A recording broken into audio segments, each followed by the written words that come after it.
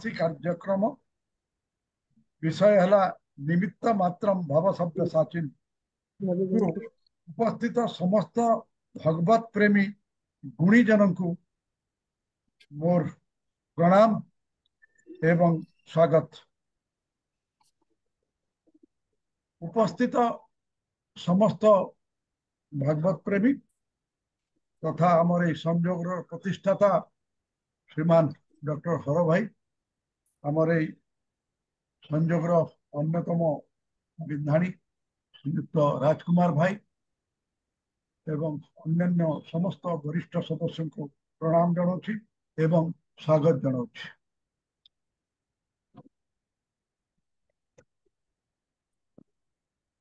आज आमर ये श्रीमद् भगवत आधारित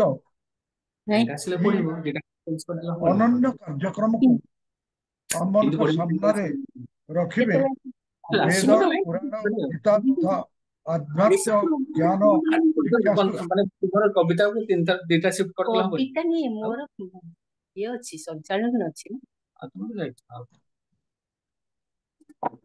ठीक है म्यूट कर दे कि हां हां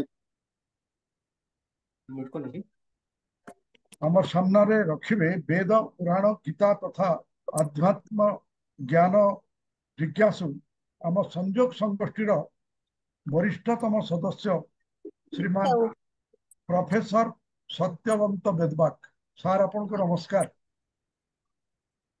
तथा आज कार्यक्रम को संचालन करेंगे भौणी थलेड़ा महांती। भौणी नमस्कार। नमस्कार भाई। छड़ा कार्यक्रम समापन कर छड़ा कार्यक्रम समापन दायित्व ग्रहण करिसंती भाई श्री अजय कुमार पात्र। भाई नमस्कार।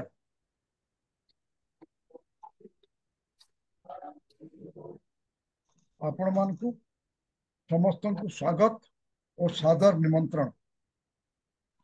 आपण माने जानिचंती भागवत गीता रे भगवान श्री कृष्ण अर्जुन को युद्ध करबा पई युद्ध क्षेत्र रे ज्ञान देथिले।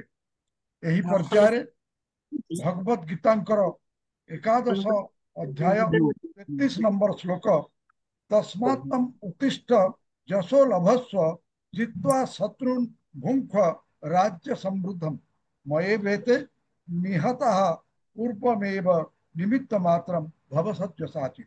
अर्थात हे सव्यसाची तुम्हें उठ आग को आस शत्रु जय करी यश लाभ कर मो द्वारा पूर्वर निहत होइथिबा योद्धा मान को मारिबार निमित्त मात्र हो। यही श्लोक रे वर्णित निमित्त मात्र भव सव्यसाचिन उक्ति रे लुचि रही गूढ़ तत्व को आमे श्रीमान बेदबाग महोदय ठारू शुणिबा।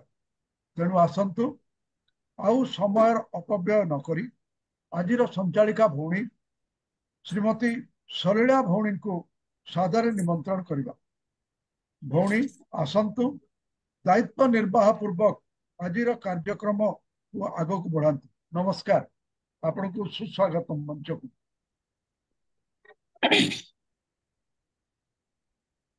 समस्त को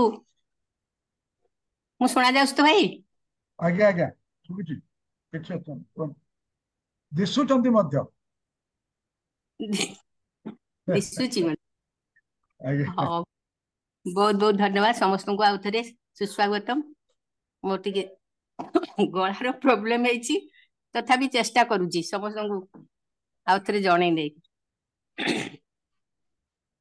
तोरे शरण गली रे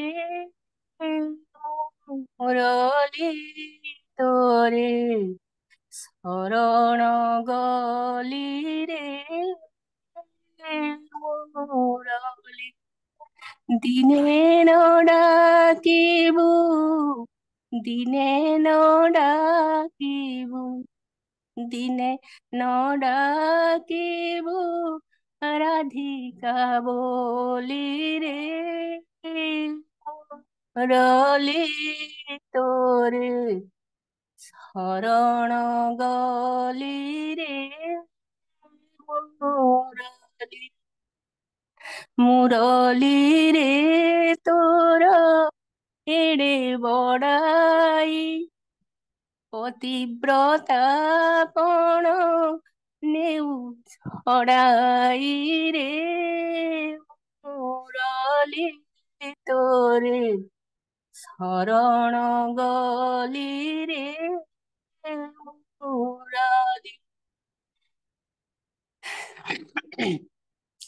ସେହି ମୁରଲି ଧରା ପୂର୍ଣ୍ଣ ଶ୍ଲୋକ ଭଗବାନ ଶ୍ରୀକୃଷ୍ଣଙ୍କ ପାଦ ପଦ୍ମରେ ଶତ ପ୍ରଣାମ ଜଣାଇ ଆଜିକାର ଏହି ପ୍ରୋଗ୍ରାମ ଆରମ୍ଭ କରିବା। ବ୍ରହ୍ମଣ୍ୟ ଦେବକୀ ପୁତ୍ର ବ୍ରହ୍ମଣ ମଧୁସୂଦନ, ସେହି ମଧୁସୂଦନଙ୍କୁ ଆଉ ଥରେ ଜଣାଉଛି ସଭକ୍ତି ପ୍ରଣାମ।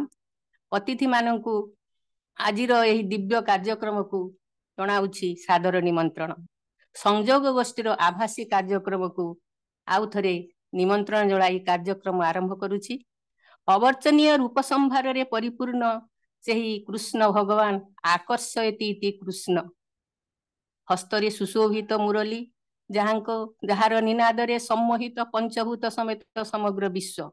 ସେହି ହସ୍ତରୁ ମୁଠାଏ ମାଟି ପୁଣି ପାଟିରେ ରୂପାନ୍ତରିତ ହୋଇ ବିଶ୍ୱରୂପ ଦର୍ଶନ କରାଇଥିଲା ଦିନେ ମାତା ଯଶୋମତୀଙ୍କୁ।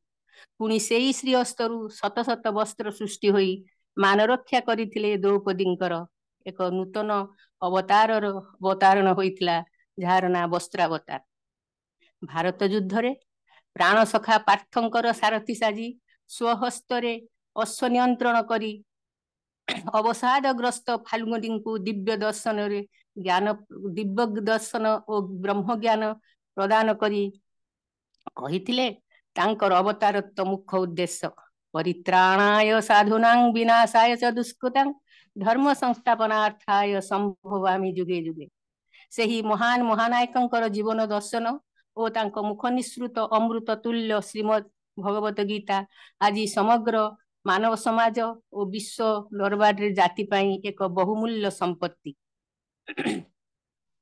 ଏଠାରେ ପ୍ରଣିଧାନ ଯୋଗ୍ୟ ସମଗ୍ର ଜୀବନ ନନ୍ଦନନ୍ଦନ ଭଗବାନ କୃଷ୍ଣଙ୍କର ବିରୁଦ୍ଧାଚରଣ କରି ଯୁଦ୍ଧର ଶେଷାନ୍ତେ ମାନି ଦୁର୍ଯ୍ୟୋଧନଙ୍କର ଶେଷ ଶରଣାଗତି ସେହି ଉକ୍ତି ଜାନାମି ଧର୍ମ ନଚ ମେ ପ୍ରବୃତ୍ତି ଜାନାମି ଅଧର୍ମ ନଚ ମେ ନିବୃତ୍ତି ତ୍ୱୟା ହୃଷିକେଶ ହୃଦେ ସ୍ଥିତିନଂ ଯଥା ନିଯୁକ୍ତସ୍ମି ତଥା କରୋମି। ଦୁର୍ଯ୍ୟୋଧନଙ୍କର ବକ୍ତବ୍ୟ ଥିଲା, ହେ ହୃଷିକେଶ, ମୁଁ ଧର୍ମ କଣ ଜାଣିଥିଲି କିନ୍ତୁ ମୋର ପ୍ରବୃତ୍ତି ହେଲା ନାହିଁ, ଆଉ ଅଧର୍ମ କଣ ତାହା ବି ମୁଁ ବୁଝିଥିଲି କିନ୍ତୁ ସେଥିରୁ ବି ନିବୃତ୍ତି ଲାଭ କରିପାରିଲି ନାହିଁ। କାରଣ ତ୍ୱୟା ହୃଷିକେଶ, ହେ ହୃଷିକେଶ, ତୁମେ ମୋ ହୃଦୟରେ ରହି ମତେ ଯୋଉ ବାଟେ ନେଇଛ ସେଇ ବାଟେ ହିଁ ମୁଁ ଯାଇଛି, ତେଣୁ ମୋର ଆଉ କିଛି କହିବାର ନାହିଁ। ପ୍ରକୃତରେ ଶେଷ ଶରଣାଗତି ହିଁ ସେଇ ପରମ ପଦ ଭଗବାନଙ୍କ ପାଦ ପଦ୍ମରେ। ଗୀତା ଗଙ୍ଗୋଦକ ପିତ୍ୱା ପୁନର୍ଜନ୍ମ ନ ବିଦ୍ୟତେ, ଏହି ପୁରାଣ ବାଣୀର ସଦୁପଯୋଗ କରି ପରମାତ୍ମାଙ୍କ ସହ ପ୍ରତ୍ୟକ୍ଷ ସମ୍ବନ୍ଧ ସ୍ଥାପନ କରିପାରିବା ଆଜିର ଏହି ସତ୍ସଙ୍ଗ ମାଧ୍ୟମରେ। ଭଗବାନଙ୍କ ବାତ୍ୟାରେ ଗୀତାରେ କୁହାଯାଇଛି ଶ୍ରଦ୍ଧାବାନ ଲଭତେ ଜ୍ଞାନମ୍। ଆଜିର ମୁଖ୍ୟ ବକ୍ତା ହେଉଛନ୍ତି ବାଗ୍ମୀ ବହୁଗୁଣ ଜ୍ଞାନର ଅଧିକାରୀ ଶ୍ରୀଯୁକ୍ତ ସତ୍ୟବନ୍ତ ବେଦବାକ୍ ମହାଶୟ। ଉଦ୍ଭିଦ ବିଜ୍ଞାନରେ ଜଣେ ଛାତ୍ର ଭାବରେ ରାଜେନ୍ଦ୍ର ମହାବିଦ୍ୟାଳୟରୁ ଶିକ୍ଷା ଆରମ୍ଭ କରି ଏମ୍ଫିଲ୍ ଡିଗ୍ରୀ ହାସଲ କରି ଓଡ଼ିଶାର ବହୁ ସୁପ୍ରତିଷ୍ଠିତ ମହାବିଦ୍ୟାଳୟ ମାନଙ୍କରେ ଶିକ୍ଷାଦାନ କରି ଶେଷରେ ସେହି ବଲାଙ୍ଗୀର ସ୍ଥିତ ମହାବିଦ୍ୟାଳୟରେ ଅଧ୍ୟକ୍ଷ ପଦ ମଣ୍ଡନ କରିପାରିଥିଲେ। ଅବସର ପରେ ବର୍ତ୍ତମାନ ଅନେକ ପ୍ରତିଷ୍ଠିତ ସଂସ୍ଥା ଯଥା ନାଗରିକ ସମିତି, ସଂସ୍କୃତ ପରିଷଦ, ବ୍ରାହ୍ମଣ ମହାସଭା ଆଦିର ଦିଗ୍ଦର୍ଶନ ଦେଉଛନ୍ତି। ଛାତ୍ରାବସ୍ଥାରୁ କ୍ରିୟାଯୋଗୀ ଜ୍ୱାଳା ପ୍ରସାଦଙ୍କ ଶିଷ୍ୟତ୍ୱ ପ୍ରାପ୍ତ କରିବା ସହ ବେଦ ବେଦାନ୍ତ ଗୀତା ଆଦିର ଗହନ ତତ୍ତ୍ୱକୁ ହୃଦୟଙ୍ଗମ କରି ସହଜ ଓ ସରଳ ବିଶ୍ଲେଷଣାତ୍ମକ ଆଲୋଚନା ମାଧ୍ୟମରେ ଶ୍ରୋତାଙ୍କୁ ମନ୍ତ୍ରମୁଗ୍ଧ କରିପାରିଛନ୍ତି। ତାଙ୍କର ଚଲାପଥ ସୁଗମ ହେବା ସହ ଦୀର୍ଘ ନିରାମୟ ଜୀବନ କାମନା କରୁଛୁ ସଂଯୋଗ ତରଫରୁ। ଆମ ସଂଯୋଗ ବିଷୟରେ ପଦେ, ଆମର କାର୍ଯ୍ୟ କେବଳ ଆଭାସୀର କଥା ମାଧ୍ୟମରେ ନୁହେଁ, କଥା ମାଧ୍ୟମରେ ସୀମିତ ନୁହେଁ, ଏହା କାର୍ଯ୍ୟ ବହୁ ବିଶେଷ କାର୍ଯ୍ୟକ୍ରମ ହାତକୁ ନିଆଯାଇଛି। ଯଥା ସମାଜରେ ଅବହେଳିତ ଯୁବଗୋଷ୍ଠୀ ମାନଙ୍କର ସାମାଜିକ ଓ ଅର୍ଥନୈତିକ ଉନ୍ନତି ପାଇଁ ବ୍ୟକ୍ତିତ୍ୱ ବିକାଶ କାର୍ଯ୍ୟକ୍ରମ, ଯାହା ଏବେ 80ତମ ପର୍ବରେ ପହଞ୍ଚି ପାରିଛି। ବିପଦ ସମୟରେ ଅନ୍ୟକୁ ସାହାଯ୍ୟର ହାତ ବଢାଇବା ସହ ଏହି ପରିଣତ ବୟସରେ ପରସ୍ପର ମଧ୍ୟରେ ସ୍ନେହ ସୌହାର୍ଦ୍ଦ୍ୟର ବାତାବରଣ ସୃଷ୍ଟି କରି ଦୂରତ୍ୱ ହ୍ରାସ କରିଥାଉ ଆମର ଏହି ସଂଯୋଗ। ତେବେ ଆଶର ସମୟାନୁବର୍ତ୍ତିତା ଏବଂ ଶୃଙ୍ଖଳା ରକ୍ଷାର ମୁଖ୍ୟ, ଯାହାକୁ ପାଥେୟ କରି ଚାଲିଛୁ ଆମେ। ଶ୍ରୀଯୁକ୍ତ ହରପ୍ରସନ୍ନ ଭାଇ ଏବଂ ଶ୍ରୀଯୁକ୍ତ ସୁତାର ଭାଇଙ୍କ ପ୍ରତ୍ୟକ୍ଷ ତତ୍ତ୍ୱାବଧାନରେ ଏବଂ ବିଶେଷ ଅବଦାନରେ ଆମର ଏହି ସଂସ୍ଥା ଆଗକୁ ବଢି ଚାଲିଛି। ବର୍ତ୍ତମାନ ସାଦର ନିମନ୍ତ୍ରଣ କରିବି ଆଜିର ମୁଖ୍ୟ ବକ୍ତାଙ୍କୁ ସଭକ୍ତିର ସହ ନିମନ୍ତ୍ରଣ। ଆଜିର ଆସରକୁ ଶ୍ରୀଯୁକ୍ତ ସତ୍ୟବନ୍ତ ବେଦବାଗ ମହାଶୟ ମଞ୍ଚ ପ୍ରସ୍ତୁତ। ଆପଣଙ୍କ ବାଣୀ ଶ୍ରବଣ କରିବା ପାଇଁ ଉଦ୍ବିଗ୍ନ ଆମେ ସମସ୍ତେ। ଭାଇ ଶ୍ରୀଯୁକ୍ତ ସତ୍ୟବନ୍ତ ବେଦବାଗ ଭାଇ। हरि ओम।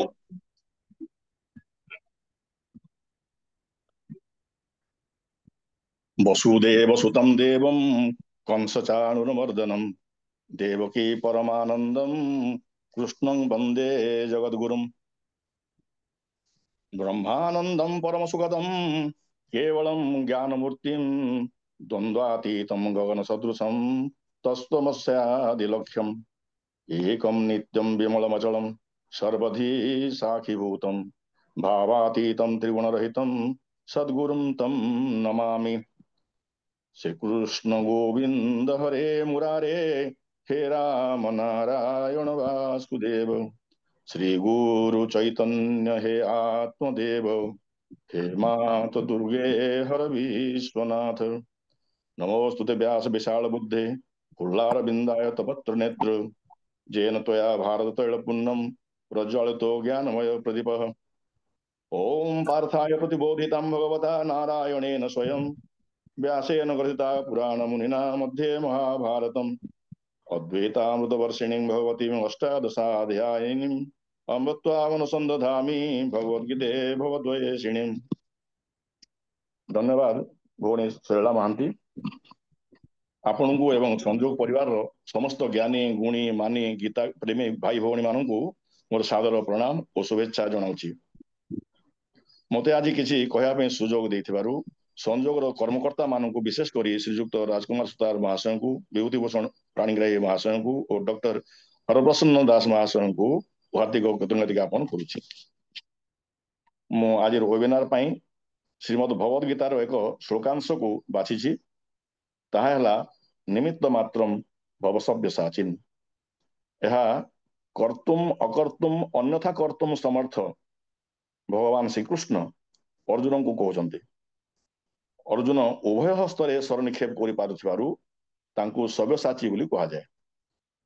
एठारे मु जनईदेवा चाहे जे किछि दिन तले राजकुमार सुतार भाई मो पाखु गोटे वीडियो पठाइथिले, सेथिरे ए श्लोकांश थिबा श्लोकटी थिला। तहिरु प्रेरणा पाई आजिर आभासी कार्यक्रम पाई विषय वस्तु स्थिर कली। मु जणे गीता प्रेमी और गीतार जणे साधारण पाठक। मोर सेमिति किछि पांडित्य नाही, तेणु आपण माने मोठार बेसी किछि आशा करिवे नाही। जदि किछि भूल कहे ताहेले उदार चित्तरे क्षमा करबाकू अनुरोध। आम जीवन रे अनेक द्वंद्वात्मक परिस्थिति आसे। सही परिस्थिति रे कौन कले ठीक हेबो ता स्थिर करवा कठिन होई पड़े। अनेक समय आमे विषादग्रस्त हो जाऊ। किछि बाट न दिसिले आमे जणे पथप्रदर्शक बा गुरुଙ୍କ शरणापन्न हेउ एवं से जो बाट देखांती आमे सही रास्ता रे जाऊ। महाभारत रे अर्जुनकर जीवन रे मध्य एपरि एक द्वंद्वात्मक परिस्थिति आस्थिला। तहिद समाधान पाई से जगतगुरु श्रीकृष्णकर शरणापन्न हेले एवं तांकर निर्देश माने आगु बढ़िले। वर्तमान आसंतु देखिबा अर्जुनकर से द्वंद्वात्मक परिस्थिति कौन थिला और भगवान श्रीकृष्ण किपरि गीता ज्ञान दे तार समाधान कले। कृष्णकर असल आदेश हैला निमित्त मात्रम भव सव्यसाचिन। हे सव्यसाची अर्जुन, तुम्हें निमित्त मात्र होई युद्ध रूपक कर्तव्य कर्म कर। महाभारत युद्ध आरंभ होगा जाउछि। ଶ୍ରୀକୃଷ୍ଣ ଅର୍ଜୁନଙ୍କ ରଥରେ ସାରଥୀ ହୋଇଛନ୍ତି। 11 ଅକ୍ଷୟଣୀ କୌରବ ସେନା ଓ 7 ଅକ୍ଷୟଣୀ ପାଣ୍ଡବ ସେନା ଧର୍ମକ୍ଷେତ୍ର କୁରୁକ୍ଷେତ୍ରରେ ମୁହାଁମୁହିଁ ଠିଆ ହୋଇ ଯୁଦ୍ଧ ଆରମ୍ଭ ହେବାକୁ ଅପେକ୍ଷା କରିଛନ୍ତି। ଏହି ସମୟରେ ଅର୍ଜୁନ ଶ୍ରୀକୃଷ୍ଣଙ୍କୁ ନିଜର ରଥକୁ ଦୁଇ ସେନାଙ୍କ ମଧ୍ୟ ଭାଗରେ ରଖିବାକୁ କହିଲେ, ଯେପରିକି ତାଙ୍କୁ କେଉଁମାନଙ୍କ ସହିତ ଯୁଦ୍ଧ କରିବାକୁ ପଡ଼ିବ ସେ ସମସ୍ତଙ୍କୁ ସେ ଠିକ ଭାବରେ ଦେଖି ପାରିବେ ଓ ଯୁଦ୍ଧାଭିଳାଷୀ ମାନଙ୍କୁ ସେ ଜାଣିପାରିବେ। ହୃଷିକେଶಂ ତଦା ବାକ୍ୟಂ ମିଦମାହ ମହୀପତେ ସେନୟୋରୁଭୟୋର୍मध्ये ରଥଂ ସ୍ଥାପୟମେଚ୍ୟୁତ ଯାବଦିତ୍ତାନ୍ ନିରୀକ୍ଷେୟମ୍ ଯୋଦ୍ଧୁ କାମାନ୍ ବସ୍ଥିତାନ୍ କୈରମୟା ସହ ଯୋଦ୍ଧବ୍ୟମ୍ ଅସ୍ମିନ୍ ରଣ ସମୁଦ୍ୟମେ। ତାପରେ କୃଷ୍ଣ ଉଭୟ ସେନାଙ୍କ ମଧ୍ୟ ଭାଗରେ ସେହି ଉତ୍ତମ ରଥକୁ ରଖିଲେ। ସେନୟୋରୁଭୟୋର୍ ମଧ୍ୟ ସ୍ଥାପୟିତ୍ୱା ରଥୋତ୍ତମମ୍ ଏବଂ ସମବେତ ହୋଇଥିବା କୁରୁବଂଶୀ ମାନଙ୍କୁ ଦେଖିବା ପାଇଁ କହିଲେ। ଉବାଚ ପାର୍ଥ ପଶ୍ୟେତାନ୍ ସମବେତାନ୍ କୁର୍ନିକି। ତାପରେ ଅର୍ଜୁନ ସେହି ଦୁଇ ସେନାରେ ଉପସ୍ଥିତ ପିତୃସ୍ଥାନୀୟ ଓ ଗୁରୁସ୍ଥାନୀୟ ବ୍ୟକ୍ତିମାନଙ୍କ ସହିତ ପିତାମହ ମାନଙ୍କୁ, ଆଚାର୍ଯ୍ୟ ଗଣଙ୍କୁ, ମାମୁଁ ମାନଙ୍କୁ, ଭାଇ ମାନଙ୍କୁ, ପୁତ୍ର ମାନଙ୍କୁ, ପୌତ୍ର ମାନଙ୍କୁ, ବନ୍ଧୁଗଣଙ୍କୁ, ଶ୍ୱଶୁର ମାନଙ୍କୁ ଓ ଅନ୍ୟାନ୍ୟ ଆତ୍ମୀୟ ସ୍ୱଜନ ମାନଙ୍କୁ ଦେଖିବାକୁ ପାଇଲେ।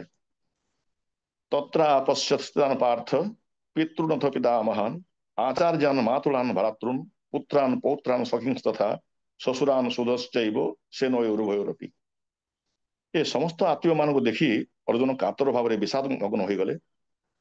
ସେ କୃଷ୍ଣଙ୍କୁ କହିଲେ ଯେ ତାଙ୍କ ଅଙ୍ଗ ଗୁଡ଼ିକ ଶିଥିଳ ହୋଇଯାଉଛି ଓ ଶରୀରରେ କମ୍ପନ ଜାତ ହେଉଛି, ରୋମ ଟାଙ୍କୁରି ଉଠୁଛି, ହାତରୁ ଗାଣ୍ଡିବ ଧନୁ ଖସି ପଡୁଛି, ଚର୍ମ ମଧ୍ୟ ପୋଡ଼ି ଯାଉଛି, ମନ ଭ୍ରମିତ ହେବା ଲାଗିଛି ଓ ଠିଆ ହୋଇ ରହିବାକୁ ମଧ୍ୟ ଅସମର୍ଥ ଲାଗୁଛି। ଦୃଷ୍ଟେ ମମ ସ୍ୱଜନମ୍ କୃଷ୍ଣ ଯୁଜୁଃସ୍ୱଂ ସमुपस्थितं ସିଦନ୍ତି ମମ ଗାତ୍ରାଣि ମୁଖಂ च परिशुष्यति बेफतुश्च शरीरे मे रोम हर्षस जायते गांडीवं संसते हस्तात् त्वक्तैव परिदह्यते न च शक्नोम्य बस्तातुं भ्रमति वच द्वे मन। ଅର୍ଜୁନ ପୁଣି କହିଲେ, ସ୍ୱଜନ ମାନଙ୍କୁ ମାରି କି ଲାଭ ମିଳିବ? ଯେଉଁମାନଙ୍କ ପାଇଁ ରାଜ୍ୟ ଭୋଗ ଓ ସୁଖ ପାଇବାର ଇଚ୍ଛା ଥିଲା ସେହିମାନେ ହିଁ ପ୍ରାଣର ଓ ଧନର ଆଶା ତ୍ୟାଗ କରି ଯୁଦ୍ଧରେ ଉପସ୍ଥିତ ହୋଇଛନ୍ତି। ତେଣୁ ଏ ଯୁଦ୍ଧରେ ଜୟ କରିବାରେ କିଛି ଲାଭ ହେବ ନାହିଁ। ସେମାନେ ପ୍ରହାର କଲେ ମଧ୍ୟ ମୁଁ ସେମାନଙ୍କୁ ମାରିବି ନାହିଁ। କୁଟୁମ୍ବର ଲୋକଙ୍କୁ ମାରିଲେ ପାପ ଲାଗିବ। କୁଳକ୍ଷୟ ହେଲେ କୁଳଧର୍ମ ନଷ୍ଟ ହୋଇଯିବ ଓ କୁଳରେ ଅଧର୍ମ ବଢିଯିବ। ଅଧର୍ମ ବଢିଲେ କୁଳର ସ୍ତ୍ରୀମାନେ ଦୂଷିତା ହୋଇଯାଆନ୍ତି। ସ୍ତ୍ରୀମାନେ ଦୂଷିତା ହେଲେ ବର୍ଣ୍ଣଶଙ୍କର ଜାତ ହୁଅନ୍ତି। ବର୍ଣ୍ଣଶଙ୍କର କୁଳଘାତୀ ମାନଙ୍କୁ ଓ କୁଳକୁ ନରକରେ ପକାଏ। ଶ୍ରାଦ୍ଧ ଓ ତର୍ପଣ ନ ମିଳିଲେ ଏମାନଙ୍କର ପିତୃପୁରୁଷ ମାନେ ମଧ୍ୟ ସ୍ୱସ୍ଥାନରୁ ପତିତ ହୁଅନ୍ତି।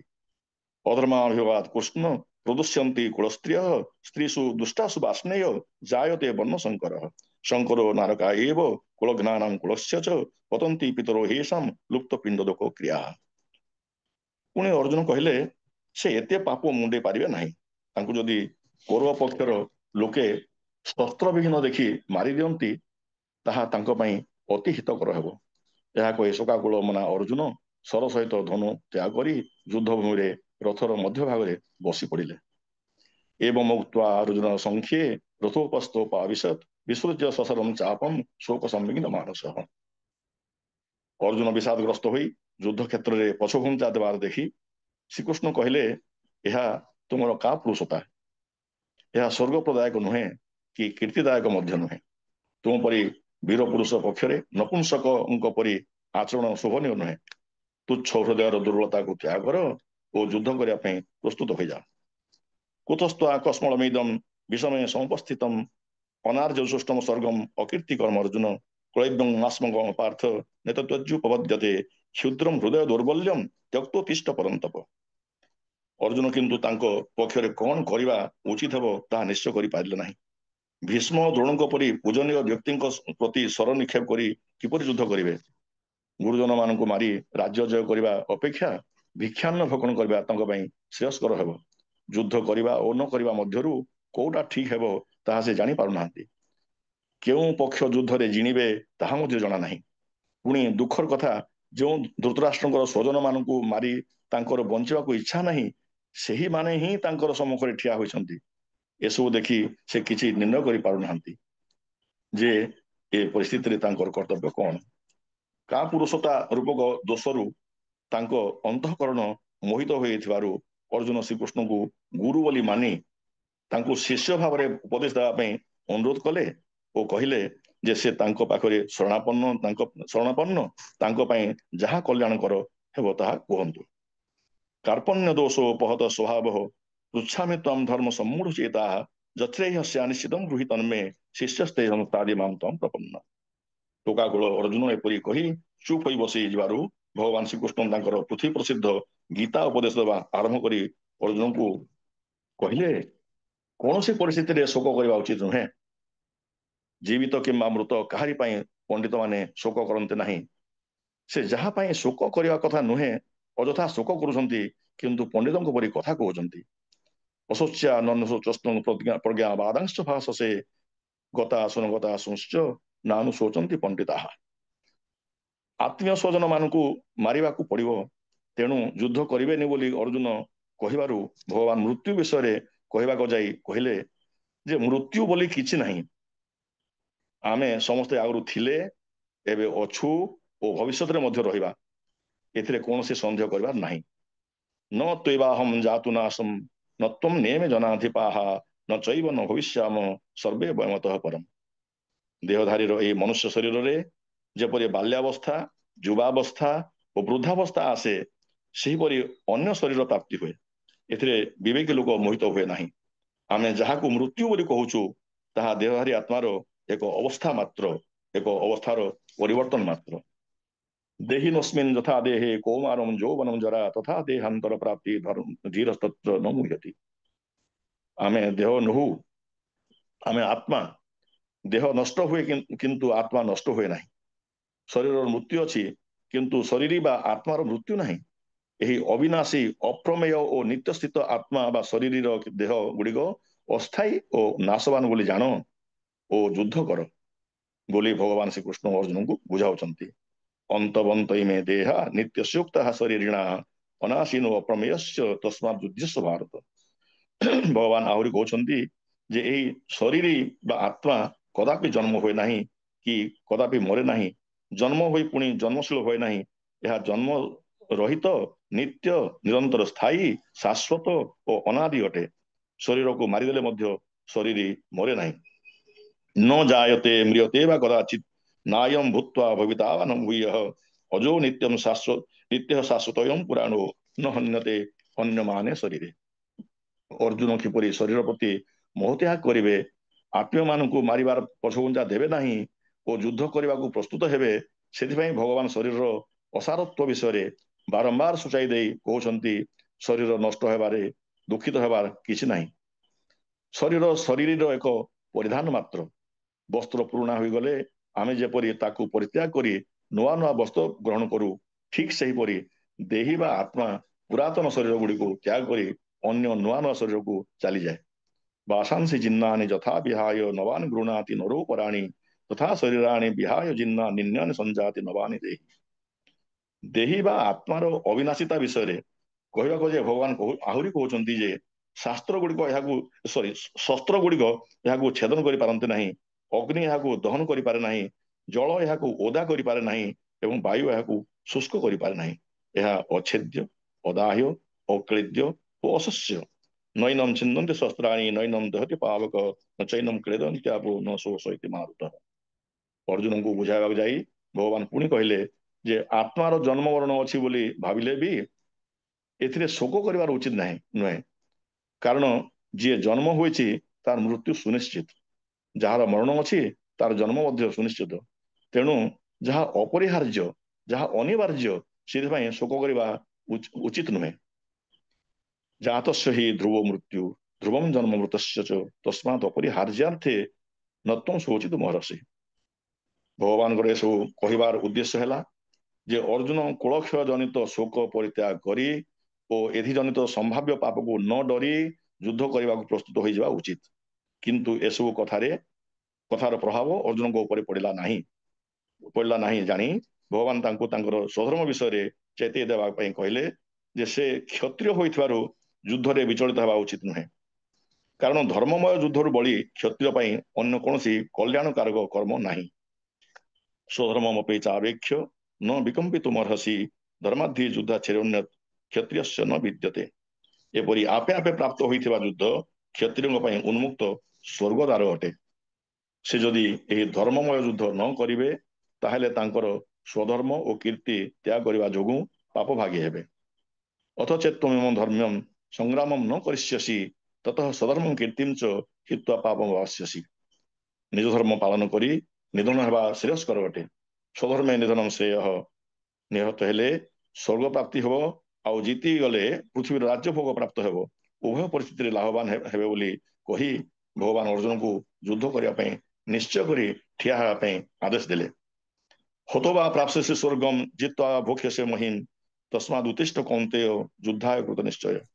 ଜୟ ପରାଜୟ, ଲାଭ କ୍ଷତି ଓ ସୁଖ ଦୁଃଖକୁ ସମାନ କରି ଯୁଦ୍ଧରେ ମନୋନିବେଶ କଲେ ଓ ଯୁଦ୍ଧ କଲେ ପାପର ଭାଗୀ ହେବେ ନାହିଁ ବୋଲି ଭଗବାନ ଅର୍ଜୁନଙ୍କୁ ବୁଝାଇଲେ। ସୁଖ ଦୁଃଖେ ସମୟ କୃତ୍ୱା ଲାଭା ଲାଭୋ ଜୟା ଜୟୋ ତତୋ ଯୁଦ୍ଧାୟ ଯୁଜ୍ୟସ୍ୟ ନୈବଂ ପାପ ବାସ୍ୟସି।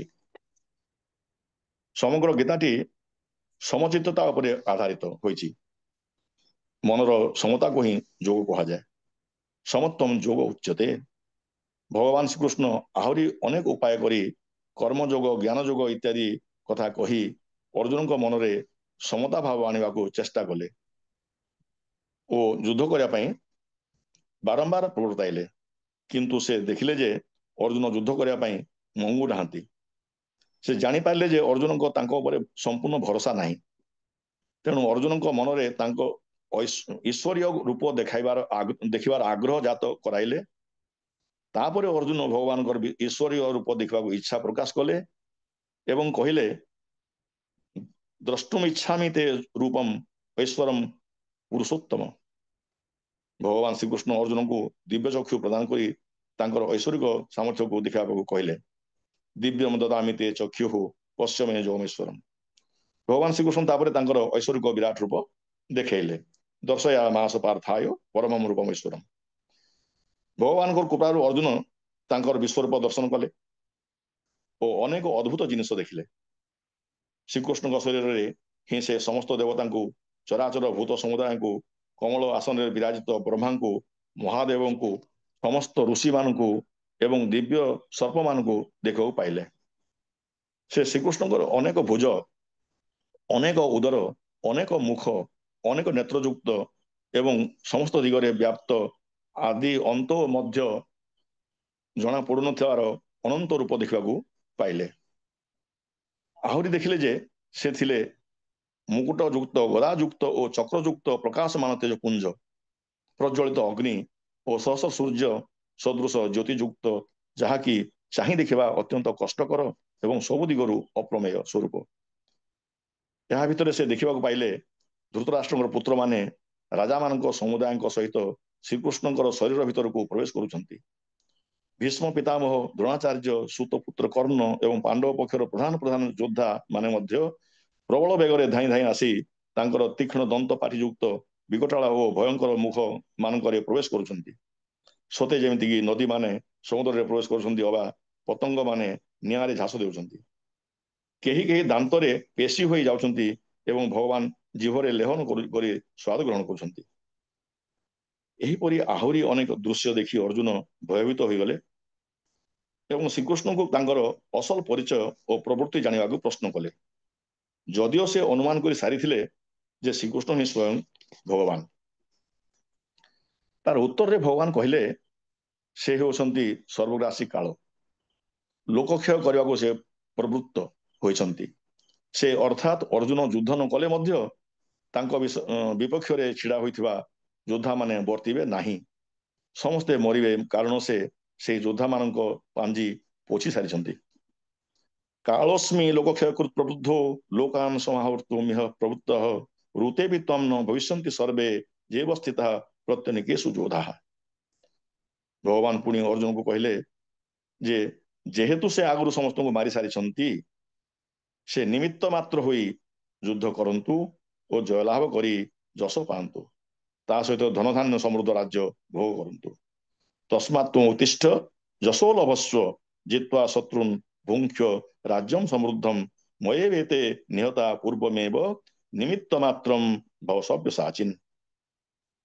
ଅର୍ଜୁନଙ୍କୁ ସାହସ ଦେଇ ଭଗବାନ ଆହୁରି କହୁଛନ୍ତି ଯେ ସେ ଶତ୍ରୁ ପକ୍ଷର ଯେଉଁ ଦ୍ରୋଣ ଭୀଷ୍ମ ଜୟଦ୍ରଥ କର୍ଣ୍ଣ ତଥା ଅନ୍ୟାନ୍ୟ ସୁରବୀର ମାନଙ୍କୁ ଆଗରୁ ମାରି ସାରିଛନ୍ତି, ବ୍ୟଥିତ ନ ହୋଇ ସେମାନଙ୍କୁ ଅନାୟାସରେ ମାରନ୍ତୁ ଓ ଜୟ ଲାଭ କରନ୍ତୁ। ଭୟ କରିବାର କୌଣସି କାରଣ ନାହିଁ।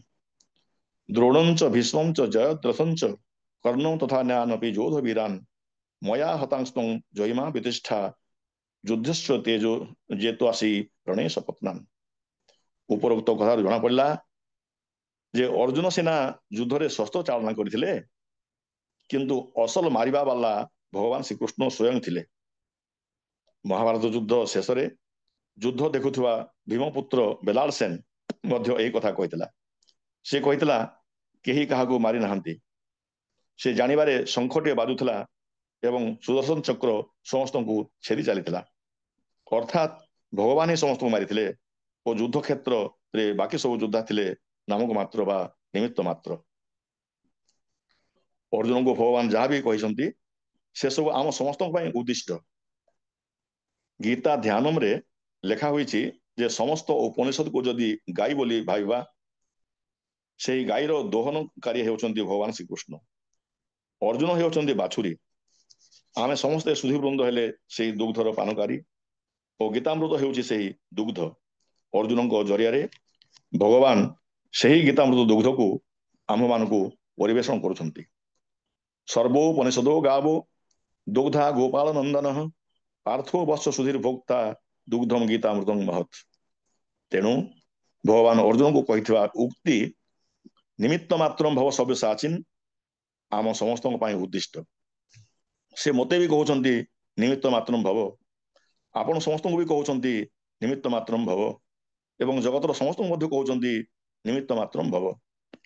ତା ସହିତ ମଧ୍ୟ କହିଛନ୍ତି ମୟେ ବେତେ ନିହତା ପୂର୍ବମେବ, ଏ ସମସ୍ତଙ୍କୁ ସେ ପୂର୍ବରୁ ମାରି ସାରିଛନ୍ତି।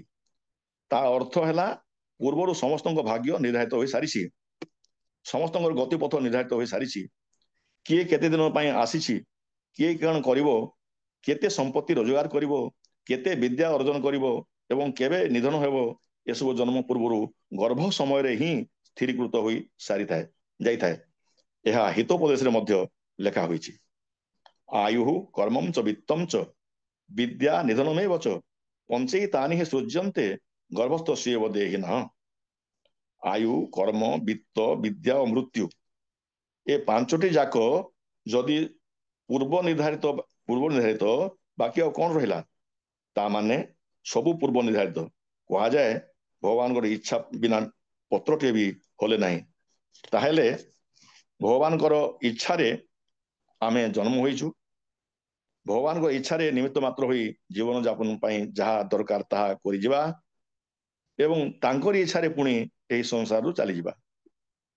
ଏ ବିଷୟରେ ଗୋଟିଏ ଭାଗବତ ବାଣୀ ହେଲା, କାଳର ବଶ ଏ ଜଗତ ପ୍ରାଣୀଏ କାଳର ଆୟତ, ସେ କାଳ ବସେ ସର୍ବେ ଚଳି ପବନେ ଜେହ୍ନେ ଘନା ବଳି, ଈଶ୍ୱର କ୍ରୀଡ଼ା ଏ ଜଗତ ପ୍ରାଣୀଏ ଈଶ୍ୱର ଆୟତ, ଅଦୃଷ୍ଟ ଦୁଃଖ ସୁଖ ଦିଏ ଆନେ ଦୂଷିବା ଯୋଗ୍ୟ ନୁହେଁ, କର୍ମ ଆଦରି ସହେ ଦୁଃଖ କେବେ ହିଁ ନୋହିବ ବିମୁଖ।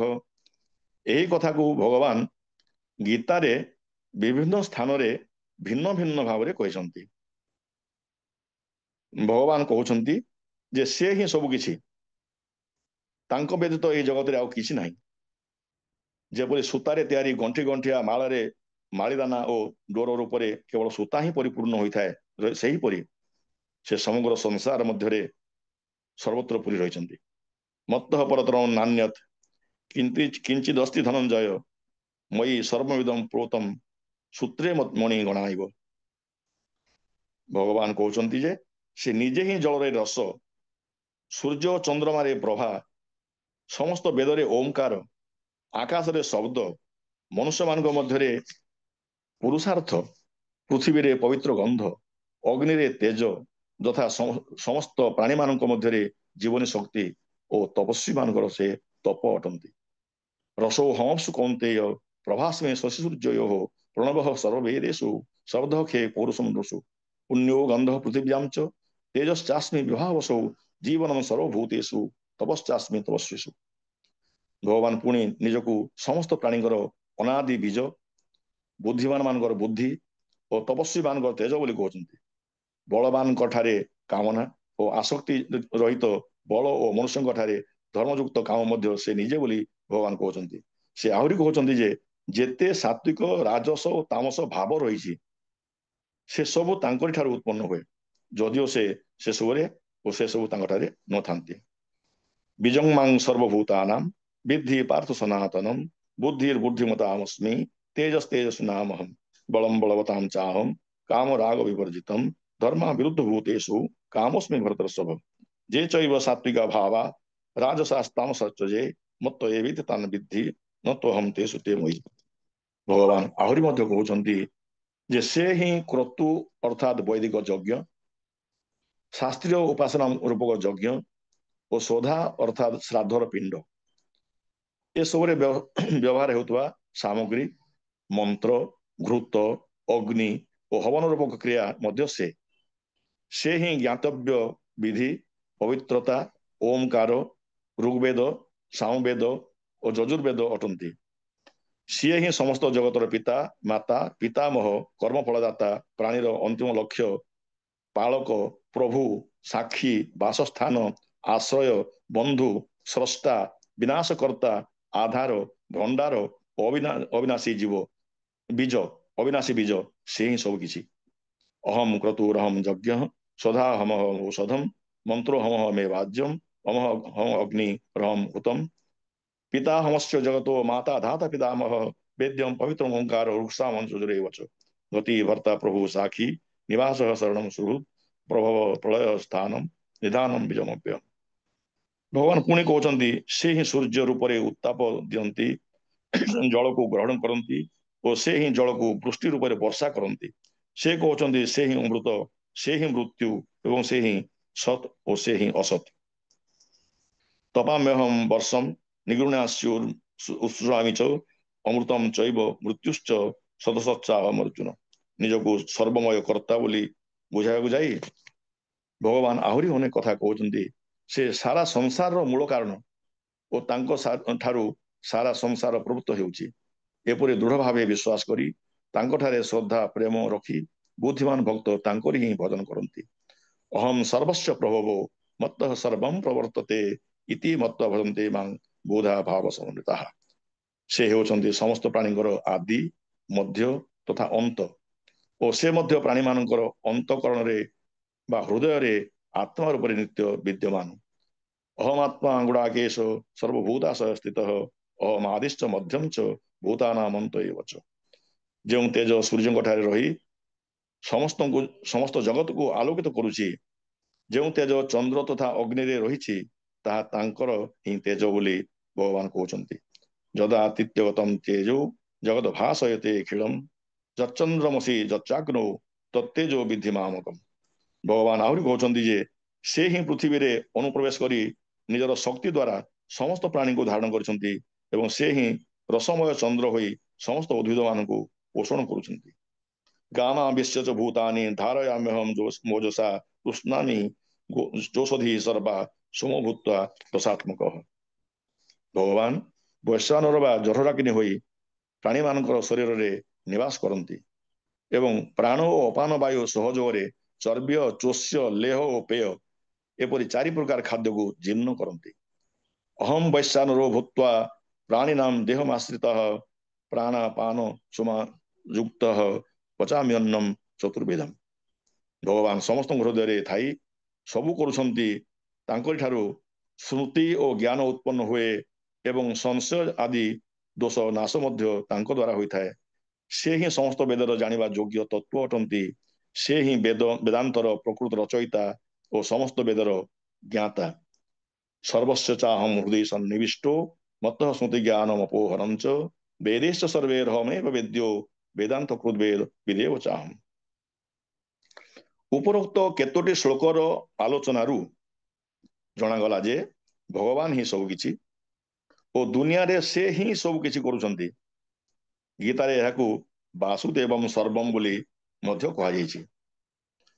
ଏ ଦୁନିଆରେ ମୋର ବୋଲି କହିବାକୁ କିଛି ନାହିଁ କି ମୁଁ ଏହା କଲି ବୋଲି କହିବା ପାଇଁ କିଛି ନାହିଁ। ଏପରିକି ଆମ ମନ ଭିତରେ ଯେଉଁ 20 ପ୍ରକାରର ଭାବ ଆସେ ସେସବୁ ମଧ୍ୟ ତାଙ୍କ ଠାରୁ ଉତ୍ପନ୍ନ ହୁଏ। ଭଗବାନ କହୁଛନ୍ତି ବୁଦ୍ଧି, ଜ୍ଞାନ, ମୋହତ୍ୟାଗ, କ୍ଷମା, ସତ୍ୟ, ଜିତେନ୍ଦ୍ରିୟତା, ସଂଯମ, ସୁଖ, ଦୁଃଖ, ଉତ୍ପନ୍ନ ହେବା, ଲୀନ ହେବା, ଭୟ, ଅଭୟ, ଅହିଂସା, ସମତା, ସନ୍ତୋଷ, ତପ, ଦାନ, ଯଶ ଓ ଅପଯଶ, ଏପରି ନାନାବିଧ ପୃଥକ ପୃଥକ ଭାବ ତାଙ୍କ ଠାରୁ ହିଁ ଉତ୍ପନ୍ନ ହୁଏ। ବୁଦ୍ଧିରେ ଜ୍ଞାନ ମୋହ, କ୍ଷମା ସତ୍ୟମ ଦମଃ ସମଃ, ସୁଖମ ଦୁଃଖମ ଭବ ଭାବ, ଭୟଂ ଚ ଭୟମେବ च, ଅହିଂସା ସମତା ତୁଷ୍ଟି, ତପୋଦାନମ ଯଶୋ ଯଶଃ, ଭବନ୍ତି ଭାବଭୂତାନାଂ ମତ୍ତ ଏବ ପୃଥକ ବିଧାଃ। ତାହେଲେ ଯଦି ସବୁ ଭାବ ଭଗବାନ ଠାରୁ ଆସୁଛି, ସବୁ କାର୍ଯ୍ୟ ମଧ୍ୟ ଭଗବାନଙ୍କ ଦ୍ୱାରା ହିଁ ସମାହିତ ହେଉଛି। Thought is the mother of action. ଆମେ ଯାହା କରୁ କିଛି ଚିନ୍ତା କଲା ପରେ ହିଁ କରୁ। ପ୍ରତ୍ୟେକ ମନ୍ଦିର, ପ୍ରତ୍ୟେକ କୋଠାଘର, ପ୍ରଥମେ ମନ ଭିତରେ ତିଆରି ହୁଏ ଏବଂ ପରେ ବାହାରେ ତିଆରି ହୁଏ। ମନର ମୂଳେ ଏ ଜଗତ। ଆମ ମନର ଭାବ ହିଁ ଆମକୁ ମଣିଷ କରିପାରେ ବା ଅମଣିଷ କରିପାରେ। ଯାଦୃଶୀ ଭାବନା ଯସ୍ୟ ସିଦ୍ଧିଂ ଭବତି ତାଦୃଶୀ, as you think so you become. ତାହେଲେ ଆମ ଜୀବନରେ ପ୍ଲାନିଂଟା ତାଙ୍କ ହାତରେ ଅଛି। ଆମ ଜୀବନଟା ତାଙ୍କ ପ୍ରୋଗ୍ରାମିଂ ଅନୁସାରେ ଚାଲିଛି। ଗଛର ପତ୍ର ମଧ୍ୟ ତାଙ୍କ ଯୋଜନା ଅନୁସାରେ ହଲୁଛି।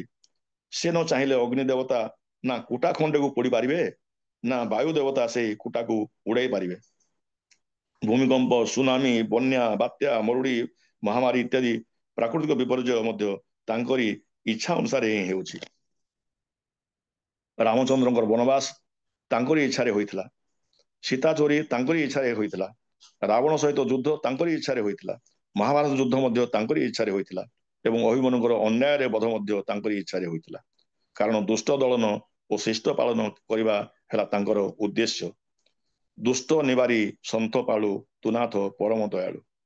ଭଗବାନ ଗୀତାରେ ମଧ୍ୟ କହିଛନ୍ତି, ଯେତେବେଳେ ଧର୍ମର ହାନି ଓ ଅଧର୍ମର ବୃଦ୍ଧି ହୁଏ, ସେତେବେଳେ ସେ ନିଜକୁ ସାକାର ରୂପରେ ପ୍ରକଟ କରି ସାଧୁ ଲୋକମାନଙ୍କୁ ରକ୍ଷା କରନ୍ତି ଓ ପାପାଚାରୀ ମାନଙ୍କୁ ବିନାଶ କରନ୍ତି।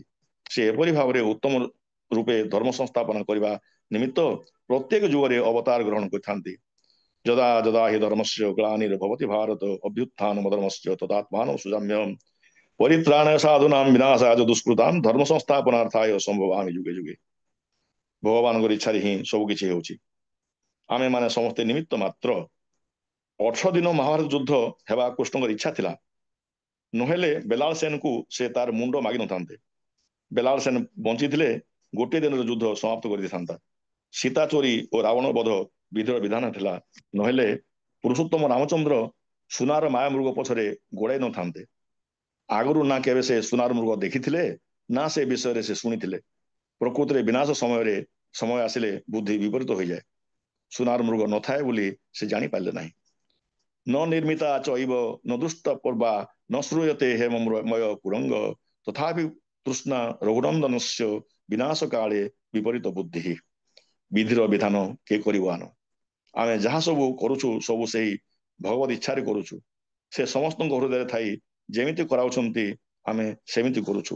ଏକଥା ଦୁର୍ଯ୍ୟୋଧନ ମହାଭାରତ ଯୁଦ୍ଧ ଶେଷରେ କହିଥିଲା। ଧର୍ମ ଜାଣି ମୁଁ ଆଚରଇ ନାହିଁ, ଅଧର୍ମ ଜାଣି ଆଚରେ। ତୁମେ ଋଷିକେଶ ହୃଦୟରେ ଥାଇ ଯେମିତି କରାଅ କରେ। ଜାନାମି ଧର୍ମମ ନଚମେ ପ୍ରବୃତ୍ତି, ଜାନାମ୍ୟ ଧର୍ମମ ନଚମେ ନିବୃତ୍ତି, ତୟା ଋଷିକେଶ ହୃଦୟସ୍ଥିତେନ ଯଥା ରିଯୁକ୍ତୋସ୍ମି ତଥା କରୋମି। ଅର୍ଜୁନ ଗୀତାରେ ଏପରି ଏକ ପ୍ରଶ୍ନ ଭଗବାନ ଶ୍ରୀକୃଷ୍ଣଙ୍କୁ ପଚାରିଥିଲେ ଯେ, ମନୁଷ୍ୟ ଅନିଚ୍ଛା ସତ୍ତ୍ୱେ କାହା ଦ୍ୱାରା ବଳପୂର୍ବକ ପ୍ରେରିତ ହୋଇ ଅଧର୍ମ ଓ ପାପ ଆଚରଣ କରେ। ଅଥ କେନ ପ୍ରଯୁକ୍ତୋୟମ୍ ପାପମ ଚରତି ପୁରୁଷଃ ଅନିଚ୍ଛନ୍ନ ବିବାର୍ଷ୍ଣେୟ ବଳାଦିବ ନିୟୋଜିତଃ। ଶତପଥ ବ୍ରାହ୍ମଣରେ ଲେଖା ଅଛି, ଯାହାର ଉନ୍ନତି କରାଇବାର ଥିବ ତାହା ଦ୍ୱାରା ଭଗବାନ ପୁଣ୍ୟ କର୍ମ କରାନ୍ତି ଓ ଯାହାର ଅବନତି କରାଇବାର ଥିବ ତାହା ଦ୍ୱାରା ନିଷିଦ୍ଧ କର୍ମ କରାନ୍ତି। ସ ଯମ୍ ଉନ୍ନିଶତେ ତମ୍ ପୁଣ୍ୟମ କର୍ମ କାରୟାତି, ଯମ୍ ଅଧୋନିଶତେ ନିଷିଦ୍ଧମ କର୍ମ କାରୟାତି। ଭାଗବତରେ ମଧ୍ୟ ଲେଖା ଅଛି, ଭଗବାନ ସବୁ କରୁଛନ୍ତି ଓ କରାଉଛନ୍ତି। କରି କରାଉଥାଇ ମୁହିଁ ମୋ ବିନୁ ଅନ୍ୟ ଗତି ନାହିଁ। ଭଗବାନଙ୍କର ହାତରେ ଆମେ ଗୋଟିଏ ସଖୀ କଣ୍ଢେଇ। ଗୀତାରେ ଭଗବାନ କହୁଛନ୍ତି, ଈଶ୍ୱର ସମସ୍ତଙ୍କ ହୃଦୟରେ ନିବାସ କରି ତାଙ୍କ ମାୟା ଶକ୍ତି ବଳରେ ଶରୀର ରୂପୀ ଯନ୍ତ୍ରରେ ଆରୂଢ଼ ହୋଇଥିବା ସମସ୍ତ ପ୍ରାଣୀଙ୍କୁ ସେମାନଙ୍କର ସ୍ୱଭାବ ଅନୁସାରେ ଘୁରାଉଛନ୍ତି ବା ବିଭିନ୍ନ କାର୍ଯ୍ୟ କରାଉଛନ୍ତି। ଈଶ୍ୱର ସର୍ବଭୂତାନାଂ ହୃଦୟେର୍ଜୁନ ତିଷ୍ଠତି ଭ୍ରାମୟନ୍ ସର୍ବଭୂତାନି ଯନ୍ତ୍ରରୂଢ଼ାନି ମାୟୟା। ଭଗବାନ ଆମକୁ ଯେମିତି ନଚାଉଛନ୍ତି ସେମିତି କଣ୍ଢେଇ ପରି ନାଚୁଛୁ। ଏତେ ଅସହାୟ ହେଲେ ମଧ୍ୟ ଗର୍ବ ଅହଙ୍କାର ଛାଡୁନାହୁଁ। ମୁଁ ନ କଲେ ହେବ ନାହିଁ ବୋଲି ଭାବୁଛୁ। ଯେମିତିକି ଟିଟିଭ ଚଢ଼େଇ ଉପରକୁ ଗୋଡ଼ ଦୁଇଟାକୁ ଟେକି ଶୋଇଥାଏ ଏବଂ ଭାବୁଥାଏ ଆକାଶକୁ ସେ ଟେକି ଧରିଛି, ନହେଲେ ଆକାଶ ପଡ଼ିଯିବ। କିମ୍ବା ଯେମିତି ବଳଦ ଗାଡ଼ି ଯାଉଛି ତା ତଳେ ତଳେ କୁକୁରଟେ ଛାଇରେ ଯାଉଛି ଏବଂ ଚାଲିଥାଏ ଆଉ ଭାବୁଥାଏ ଯେ ସେ ହିଁ ଗାଡ଼ିକୁ ଟାଣୁଛି। ଏହିପରି ଯେଉଁମାନେ ସର୍ବମୟ କର୍ତ୍ତା ଭଗବାନଙ୍କୁ କର୍ତ୍ତା ବୋଲି ନ ଭାବି ନିଜକୁ କର୍ତ୍ତା ବୋଲି ଭାବନ୍ତି, ସେମାନେ ଶହ ଶହ ଆଶା ପାଶରେ ଆବଦ୍ଧ ହୋଇ ପଦାର୍ଥ ଗୁଡ଼ିକୁ ଉପଭୋଗ କରିବା ଉଦ୍ଦେଶ୍ୟରେ ଅନ୍ୟାୟ ଉପାୟରେ ଧନ ସଞ୍ଚୟ କରିବାକୁ ଉଦ୍ୟମ କରୁଥାନ୍ତି। ଆଶା ପାଶ ସତେର୍ବଦ୍ଧା କାମ କ୍ରୋଧ ପରାୟଣା ଇହନ୍ତେ କାମ ଭୋଗାର୍ଥମ୍ ଅନ୍ୟାୟ ନାଥ ସଞ୍ଚୟ। ନାନା ପ୍ରକାର ଭ୍ରମରେ ପଡ଼ିଥିବା ଓ ମୋହ ଜାଲରେ ବାନ୍ଧି ହୋଇଥିବା ତଥା ପଦାର୍ଥ ସଂଗ୍ରହ ଓ ଭୋଗରେ ଆସକ୍ତ ଥିବା ଏପରି ମନୁଷ୍ୟମାନେ ଅତି ଗନ୍ଧମୟ ଅଶୁଚି ନରକରେ ପଡ଼ନ୍ତି। ଅନେକ ଚିତ୍ତ ବିଭ୍ରାନ୍ତା ମୋହ ଜାଲ ସମାବୃତା ପ୍ରସକ୍ତା କାମ ଭୋଗେଷୁ ପତନ୍ତି ନରକେଷୁ। ଅନେକ ପ୍ରକାରର ଇଣ୍ଟେନସନ୍ସ ଥିଲେ ଟେନସନ ବଢ଼େ, ଫଳରେ ନାନା ରୋଗରେ ପଡ଼ିବାକୁ ହୁଏ। No intention no tension. ନିଜକୁ କର୍ତ୍ତା ଭାବିଲେ ଟେନସନ ହେବ ହିଁ ହେବ। ଆମେ ପ୍ରକୃତିରେ କର୍ତ୍ତା ନୋହୁ। ସମସ୍ତ କର୍ମ ସର୍ବତ ଭାବେ ପ୍ରକୃତିର ଗୁଣ ଗୁଡ଼ିକ ଦ୍ୱାରା କରାଯାଉଛି। କିନ୍ତୁ ଅହଙ୍କାରରେ ମୋହିତ ଅଜ୍ଞାନୀ ମନୁଷ୍ୟ ନିଜକୁ ହିଁ କର୍ତ୍ତା ମନେ କରେ। ସେ ହିଁ ସବୁ କରୁଛି ବୋଲି ଭାବେ। ପ୍ରକୃତି ହିଁ କ୍ରିୟମାଣାନି ଗୁଣୈଃ କର୍ମାଣି ସର୍ବଶଃ ଅହଙ୍କାର ବିମୂଢ଼ାତ୍ମା କର୍ତ୍ତା ହମିତି ମନ୍ୟତେ। ତତ୍ତ୍ୱଜ୍ଞାନୀ ଲୋକ ଇନ୍ଦ୍ରିୟ ମାନଙ୍କର ବିଭିନ୍ନ କର୍ମରେ ସାକ୍ଷୀ ମାତ୍ର ହୋଇ ରହିଥାନ୍ତି। ଦେଖିବା, ଶୁଣିବା, ଛୁଇଁବା, ଶୁଙ୍ଘିବା, ଖାଇବା, ଚଲାବୁଲା କରିବା, ଶୋଇବା, ନିଶ୍ୱାସ ମାରିବା, କଥାଭାଷା ହେବା, ମଳମୂତ୍ର ତ୍ୟାଗ କରିବା, ଧରିବା, ଆଖି ଖୋଲିବା, ଆଖି ବନ୍ଦ କରିବା ଇତ୍ୟାଦି କୌଣସି କର୍ମ ସେ କରୁଛନ୍ତି ବୋଲି ଭାବନ୍ତି ନାହିଁ। ସେ ମନେ କରନ୍ତି ଯେ ଇନ୍ଦ୍ରିୟ ମାନେ ହିଁ ନିଜ ନିଜ ବିଷୟକୁ ନେଇ କର୍ମରେ ଲାଗିଥାନ୍ତି, ସେ ନିଜେ କିଛି କରୁନାହାନ୍ତି। ନୈବ କିଞ୍ଚିତ୍ କରୋମି ଇତି ଯୁକ୍ତୋ ମନ୍ୟେତ ତତ୍ତ୍ୱବିତ୍ ପଶ୍ୟନ୍ ଶୃଣ୍ୱନ୍ ସ୍ପୃଶନ୍ ଜିଘ୍ରନ୍ ଅଶ୍ନନ୍ ଗଚ୍ଛନ୍ ସ୍ୱପନ୍ ଶ୍ଵସନ୍ ପ୍ରଳପନ୍ ବିସୃଜନ୍ ଘୃଣନ୍ ଉନ୍ମିଷନ୍ ନିମିଷନ୍ ଅପି ଇନ୍ଦ୍ରିୟାଣୀନ୍ଦ୍ରିୟାର୍ଥେଷୁ ବର୍ତ୍ତନ୍ତ ଇତି ଧାରୟନ୍। ତାହେଲେ ଖାଇବା, ପିଇବା, ଶୋଇବା, ଜାଗିବା, ଚାଲିବା, ବୁଲିବା, ଦେଖିବା, ଶୁଣିବା ଇତ୍ୟାଦି କାମର ମଧ୍ୟ ଆମେ କର୍ତ୍ତା ନୋହୁ। ଆଗରୁ କହିଛି ଖାଇଥିବା ଖାଦ୍ୟକୁ ବି ଆମେ ହଜମ କରିପାରୁନାହୁଁ, ତାହା ଭଗବାନ କରୁଛନ୍ତି। ଆମେ ତାହା ହେଲେ ନାଚାର। କିନ୍ତୁ ଭଗବାନ ଗୋଟିଏ ଜାଗାରେ କହୁଛନ୍ତି ପରମେଶ୍ୱର କୌଣସି ମନୁଷ୍ୟର କର୍ତ୍ତା ଭାବ ସୃଷ୍ଟି କରନ୍ତି ନାହିଁ, କର୍ମ ଗୁଡ଼ିକୁ ସୃଷ୍ଟି କରନ୍ତି ନାହିଁ କିମ୍ବା କର୍ମଫଳ ସହିତ କାହାରି ସମ୍ବନ୍ଧ ଯୋଡ଼ନ୍ତି ନାହିଁ। କିନ୍ତୁ ମନୁଷ୍ୟମାନେ ନିଜ ନିଜ ସ୍ୱଭାବ ଅନୁସାରେ କର୍ମ କରନ୍ତି ଓ ନିଜକୁ ସେହି କର୍ମର କର୍ତ୍ତା ବୋଲି ମାନି ନିଅନ୍ତି। ଫଳରେ କର୍ମଫଳ ସହିତ ଆପେ ଆପେ ବନ୍ଧନ ପ୍ରାପ୍ତ ହୁଅନ୍ତି ଓ ସମ୍ବନ୍ଧ ହୋଇଯାଏ। ନ କର୍ତ୍ତୃତ୍ୱମ୍ ନ କର୍ମାଣି ଲୋକସ୍ୟ ସୃଜେ ପ୍ରଭୁ ନ କର୍ମଫଳ ସଂଯୋଗମ୍ ସ୍ୱଭାବସ୍ତୁ ପ୍ରବର୍ତ୍ତତେ। ମାନେ ଆମେ ଆମର ସ୍ୱଭାବ ଦ୍ୱାରା ପରିଚାଳିତ ହେଉ ଏବଂ ଆଗରୁ କୁହାଯାଇଛି ଯେ ଏହି ସ୍ୱଭାବ ଭଗବାନଙ୍କର ଠାରୁ ଉତ୍ପନ୍ନ ହୁଏ। ତେଣୁ ଭଗବାନ ହିଁ ଅସଲ କର୍ତ୍ତା। କିନ୍ତୁ ସତ୍ୱ, ରଜ ଓ ତମ ଏହି ତିନି ଗୁଣ ରୂପକ ଭାବ ଦ୍ୱାରା ମୋହିତ ହୋଇ ଜଗତର ସମସ୍ତେ କାର୍ଯ୍ୟରତ ରହନ୍ତି ଓ ଅସଲ କର୍ତ୍ତା ତିନି ଗୁଣରୁ ଅତୀତ ଭଗବାନଙ୍କୁ ଭୁଲି ଯାଆନ୍ତି। ତ୍ରିଭିର୍ ଗୁଣମୟୀର ଭାବୈର୍ ରେଭି ସର୍ବମିଦମ୍ ଜଗତ୍ ମୋହିତମ୍ ନାଭି ଜାନାତି ମାମେଭ୍ୟଃ ପରମଭ୍ୟହମ୍। ଏହି ରାଜସିକ, ତାମସିକ ଓ ସାତ୍ୱିକ ଗୁଣ ହିଁ ଭଗବାନଙ୍କର ମାୟା। ଏହା ହିଁ ସେହି ରସି ଯେଉଁଥିରେ ଅବିନାଶୀ ଜୀବାତ୍ମା ଦେହରେ ବାନ୍ଧି ହୋଇ ରହିଛି ଓ କଣ୍ଢେଇ ପରି ନାଚୁଛି। ତ୍ରିଗୁଣ ରଜ୍ଜୁ କରେ ଧରି ମୃଗୀ ନଚାଏ ନରହରି। ଗୀତାରେ ଭଗବାନ କହୁଛନ୍ତି ସତ୍ୱମ୍ ରଜସ୍ତମ ଇତି ଗୁଣାଃ ପ୍ରକୃତି ସମ୍ଭବାଃ ନିବଧ୍ନନ୍ତେ ମହାବାହୋ ଦେହେ ଦେହିନ ସମଭ୍ୟମ୍। ଭଗବାନଙ୍କ ଏହି ତ୍ରିଗୁଣମୟୀ ମାୟାର ବନ୍ଧନରୁ ମୁକୁଳିବା ବଡ଼ କଠିନ। ଏଥିରୁ ତରି ଯିବାର କେବଳ ଗୋଟିଏ ଉପାୟ ଅଛି, ତାହା ହେଲା ଭଗବାନଙ୍କ ପାଖରେ ଶରଣାପନ୍ନ ହେବା। ତାଙ୍କଠାରେ ଶରଣାପନ୍ନ ବ୍ୟକ୍ତି ତାଙ୍କ କୃପା ପ୍ରାପ୍ତ ହୋଇ ଦୁସ୍ତର ମାୟାକୁ ଅତିକ୍ରମ କରିପାରନ୍ତି ଓ ମୋକ୍ଷ ଲାଭ କରନ୍ତି। ଦୈବୀ ହିସା ଗୁଣମୟୀ ମୋ ମାୟା ଦୁରତ୍ୟୟା ମାମେବ ଯେ ପ୍ରବଦ୍ୟନ୍ତେ ମାୟା ମେତାମ୍ ତରନ୍ତି ତେ। ଏ ଦୁନିଆରେ କିନ୍ତୁ ସମସ୍ତେ ନିଜ ନିଜ ପ୍ରକୃତି ଅନୁସାରେ କାର୍ଯ୍ୟ କରନ୍ତି।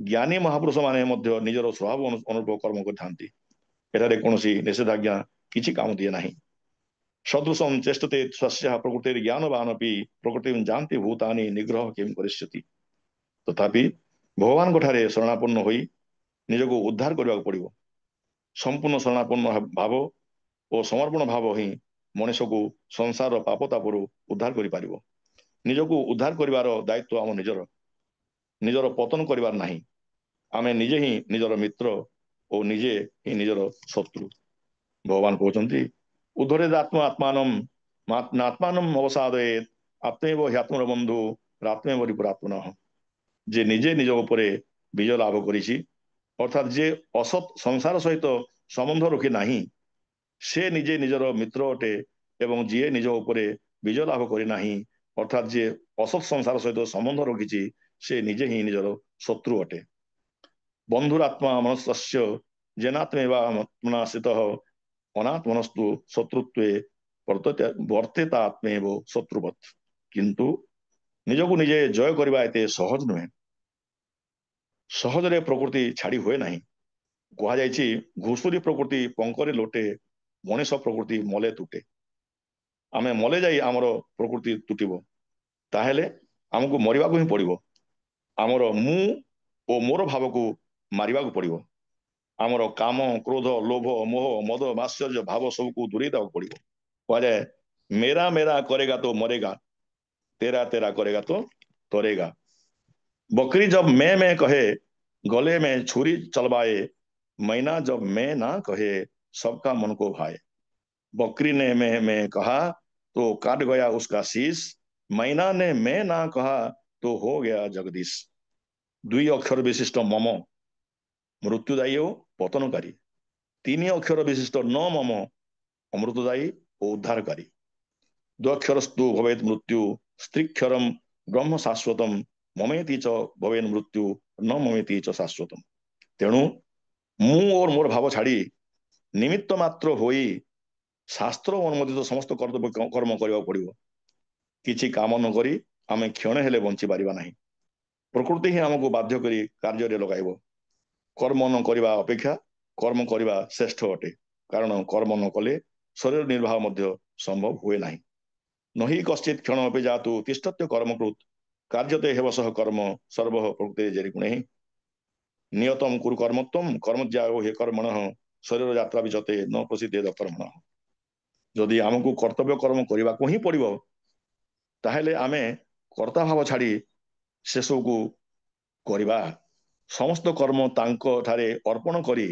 करने को भगवान मध्य कहते जहाँ भी करवा जहाँ भी खाइबा जहाँ भी यज्ञ करवा जहाँ भी दान करवा और जहाँ भी तपस्या करवा से सब को भगवान को पाखरे अर्पण करदेवा जत करोसी जसनासी जजुर्होसी जत जत तपस्यासी कौंते तत्कुरुष्व मदर्पणम तांको पाखरे मन को स्थिर करी समस्त कर्म तांको समर्पण कर दे भविष्यत पाई कौन आशा न रखी अतीत प्रति ममता शून्य होई और वर्तमान कालर संताप काल संताप रहित होई युद्ध रूपक कर्तव्य कर्म लगी रहा भगवान कहते मयि सर्वाणी कर्माणि संन्यस्य अध्यात्म चेतसा निराशी निर्मल भूत्वा युद्धस्व विगत ज्वर से आहरी कहते जे जी समस्त कर्म परमात्मा ठारे अर्पण करी और आसक्ति त्याग करी कर्म करे से जल पद्म परी पापरे लिप्त हुए ना ब्रह्मण्याध्याय कर्माणि संगम संगम त्यक्ता करोति जह लिप्यते न स पापेन पद्मपत्र युवाम्भसा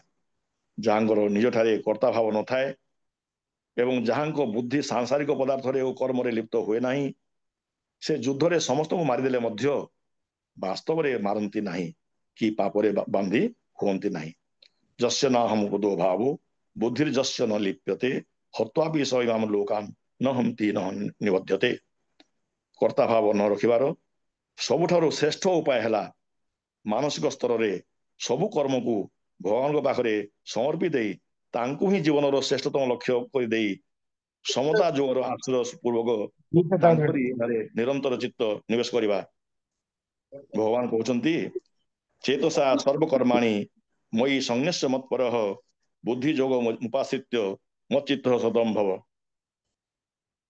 आमे सदा बेले भगवान को मन पकाई कर्तव्य कर्म रूपक जीवन युद्ध मध्य ଚଳେଇଥିବା ତାଙ୍କ ପାଖରେ ମନ ଓ ବୁଦ୍ଧିକୁ ଅର୍ପଣ କରିଦେଲେ ନିଃସନ୍ଦେହରେ ଆମେ ତାଙ୍କୁ ପ୍ରାପ୍ତ ହେବା। ତସ୍ମାତ୍ ସର୍ବେଷୁ କାଳେଷୁ ମାମନୁସର ଯୁଦ୍ଧ ଚ ମଜ୍ଜର୍ପିତ ମନୋବୁଦ୍ଧି ମାମେ ବୈଶ୍ୟସ ସଂଶୟ। ଭଗବାନ ଅର୍ଜୁନଙ୍କୁ ନିର୍ଭୟରେ ଯୁଦ୍ଧ କରିବା ପାଇଁ କହିବା ସଙ୍ଗେ ସଙ୍ଗେ ସମସ୍ତ ପାପରୁ ମୁକ୍ତ ହୋଇ ସେ କିପରି ତାଙ୍କୁ ପ୍ରାପ୍ତ ହେବେ ତହିଁର ଉପାୟ କହୁଛନ୍ତି। ଅର୍ଜୁନଙ୍କୁ ତାଙ୍କର ଅତି ପ୍ରିୟ କହି ପ୍ରତିଜ୍ଞା କରି କହୁଛନ୍ତି ଯେ ସେ ତାଙ୍କର ଭକ୍ତ ହେଲେ, ତାଙ୍କଠାରେ ଚିତ୍ତ ନିବେଶ କଲେ, ତାଙ୍କର ପୂଜକ ହେଲେ ଓ ତାଙ୍କୁ ନମସ୍କାର କଲେ ସେ ତାଙ୍କୁ ପ୍ରାପ୍ତ ହେବେ। ମନ ମନା ଭବ ମଦ୍ଭକ୍ତ ମଜ୍ଜାଜି ମାଂ ନମସ୍କୁରୁ ମାମେ ବୈଶ୍ୟ ସତ୍ୟନ୍ତେ ପ୍ରତି ଜାନେ। ଭଗବାନଙ୍କ କୃପା ବଳରେ ସବୁ କିଛି ସମ୍ଭବ ହୋଇପାରେ।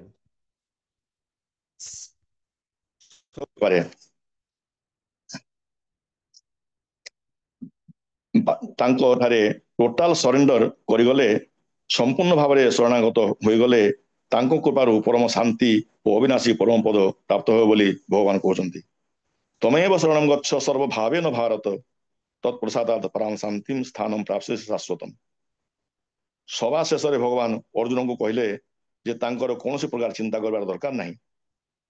ସମସ୍ତ ପ୍ରକାରର ଭୟ ଓ ଆଶଙ୍କାକୁ ପ୍ରତ୍ୟାଗ କରି ସମସ୍ତ କର୍ତ୍ତବ୍ୟକୁ ତାଙ୍କ ଠାରେ ସମର୍ପଣ କରିଦେଇ ତାଙ୍କ ପାଖରେ ଶରଣ ପଶିଲେ ସେ ତାଙ୍କୁ ସମସ୍ତ ପାପରୁ ମୁକ୍ତ କରିଦେବେ।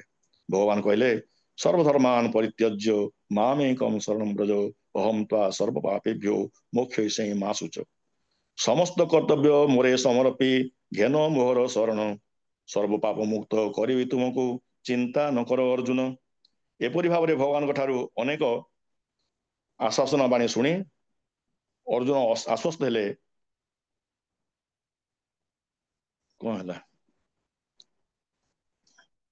ଆଜ୍ଞା, ଶୁଭୁଛି ତ? Yes sir, please continue sir. ଏପରି ଭାବରେ ଭଗବାନଙ୍କ ଠାରୁ ଅନେକ ଆଶ୍ୱାସନା ବାଣୀ ଶୁଣି ଅର୍ଜୁନ ଆଶ୍ୱସ୍ତ ହେଲେ। ସେ ଜାଣିଗଲେ ଯେ ସେ ଶରୀର ନୁହନ୍ତି, ସେ ଆତ୍ମା ଓ ଆତ୍ମାର ମୃତ୍ୟୁ ନାହିଁ। ସମସ୍ତେ ସେପରି ଜଣେ ଜଣେ ଆତ୍ମା ଓ କାହାରି ମୃତ୍ୟୁ ନାହିଁ। ଶରୀରର ମୃତ୍ୟୁ ଅଛି ଓ ଶତ୍ରୁ ପକ୍ଷର ସମସ୍ତ ଯୋଦ୍ଧାଙ୍କୁ ଭଗବାନ ମାରି ସାରିଛନ୍ତି। ସେ କେବଳ କର୍ତ୍ତୃତ୍ୱାଭିମାନ ଛାଡ଼ି ନିମିତ୍ତ ମାତ୍ର ହୋଇ ଯୁଦ୍ଧ କରିବେ। ଯୁଦ୍ଧରେ ତାଙ୍କ ପକ୍ଷର ଜୟ ହେବ ବୋଲି ଭଗବାନ ତାଙ୍କୁ ପ୍ରତିଶ୍ରୁତି ମଧ୍ୟ ଦେଇଛନ୍ତି।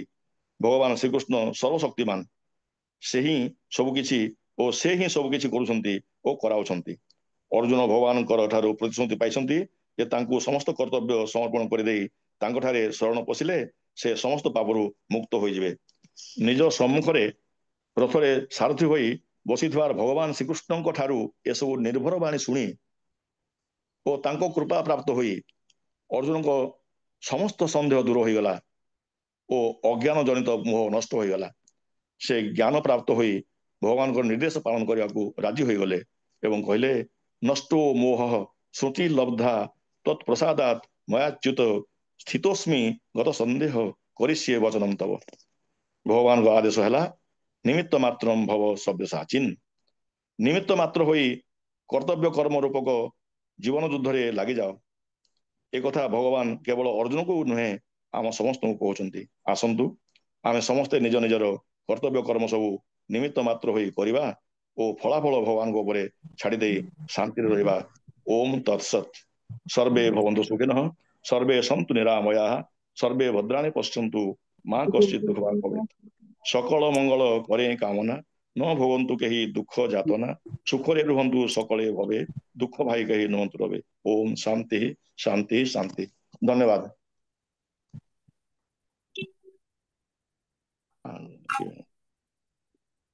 ଅଶେଷ ଅଶେଷ ଧନ୍ୟବାଦ ଭାଇ, ଆପଣଙ୍କର ଏପରି ଜ୍ଞାନଗର୍ଭକ ସତ୍ସଙ୍ଗ ଆମ ସମସ୍ତଙ୍କୁ ନିଶ୍ଚୟ ଆନନ୍ଦ ପ୍ରଦାନ କରିଥିବ, ଏଥିରେ ତିଳେମାତ୍ର ସନ୍ଦେହ ନାହିଁ। ଯେ ବିଶ୍ୱରୂପ ଦର୍ଶନ ପରେ ଦର୍ଶନ ଲାଭ କରିସାରି ପୃଥାପୃଥ ପାଠ ଅନୁନୟ ପୂର୍ବକ କହିଲେ ତସ୍ମାତ୍ ବ୍ରହ୍ମ ପ୍ରଣିଧାୟ କାୟଂ ପ୍ରସାଦେ ତ୍ୱାମ୍ ଅହମୀଶମିଦ୍ୟମ୍ ଭୂତୈବ ପୁତ୍ରସ୍ୟ ସଖୈବ ସଖ୍ୟୁ ପ୍ରିୟ ପ୍ରିୟହସି ଦେବସଡୁନ୍। ସେ କହିଥିଲେ ହେ ଭଗବାନ, ତୁମେ ଯେମିତି ମୋର ସଖା ଯେପରି ସଖାକୁ ତାର ସବୁ ଦୋଷ କ୍ଷମା କରେ, ପ୍ରିୟ ଯେପରି ପ୍ରିୟାକୁ ତାର ସର୍ବ ଦୋଷ କ୍ଷମା କରିଥାଏ, पिता जेपरी पुत्र को सब दोष क्षमा करि पारे आपण सेही परी मते तरे निजर स्वरूप सेही पूर्व स्वरूप दर्शन दियंतु एवं मो सब दोष क्षमा करंतु। वर्तमान प्रश्नोत्तर कार्यक्रम को जीवा जदि कार प्रश्न थाए पचारि पारंती। ମୁଁ ଗୋଟେ ପ୍ରଶ୍ନ ପଚାରୁଛି ଚାଟ୍ ବକ୍ସ ତ କାହାର ପ୍ରଶ୍ନ ନାହିଁ ବାକି ଅନ୍ୟମାନେ ବି ପଚାରି ପାରିବେ। ଭାଗ୍ୟ ଯଦି ପୂର୍ବ ନିର୍ଦ୍ଧାର୍ଯ୍ୟ ଆଉ ମନୁଷ୍ୟ ଯଦି ନିମିତ୍ତ ମାତ୍ର ତାହେଲେ ତୁମର ଅଧିକାର କର୍ମ କରିବାର ଅଧିକାର ଅଛି ବୋଲି କହିବାର ତାତ୍ପର୍ଯ୍ୟ କ'ଣ? ପ୍ରକୃତ ଆଜ୍ଞା ନିମିତ୍ତ ମାତ୍ର ଭବ ସବ୍ୟସାଚୀନ କହିବାର ଉଦ୍ଦେଶ୍ୟ ହେଲା ଯେ ଆମେ ସମସ୍ତ କର୍ତ୍ତବ୍ୟ କର୍ମ ଆମର ଯାହା ଅଛି ଆମେ ନିଶ୍ଚୟ କରିବା। ଆମେ ଗୋଟେ ଭଗବାନଙ୍କର ଇନଷ୍ଟ୍ରୁମେଣ୍ଟ ନିଜକୁ ଭାବିବା ଏବଂ କରି ଚାଲିବା। ଫଳାଫଳ ଯାହା ବି ହଉ ସବୁ ଯାକ ଭଗବାନ ଉପରେ ଛାଡ଼ିଦେବା। ଆମକୁ ନିଜର କର୍ତ୍ତବ୍ୟ କର୍ମ କରିବାକୁ ହିଁ ପଡିବ।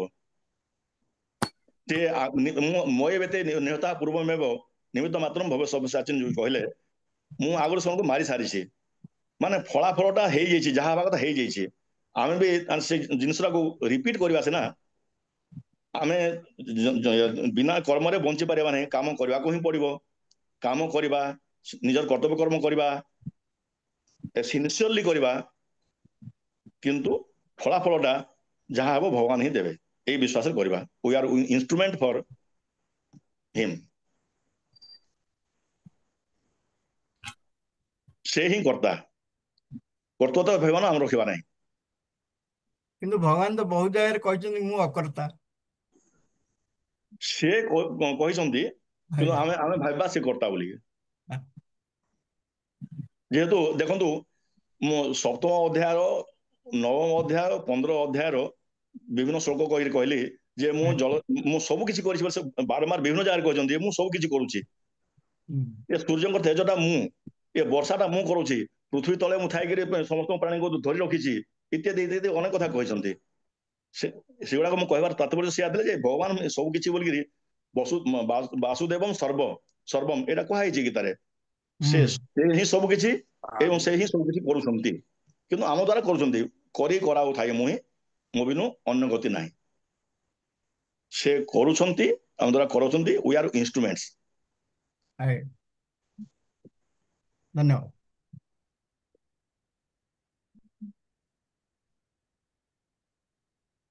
ଆଉ ଯଦି କାହାର ପ୍ରଶ୍ନ ଅଛି ପଚାରନ୍ତୁ।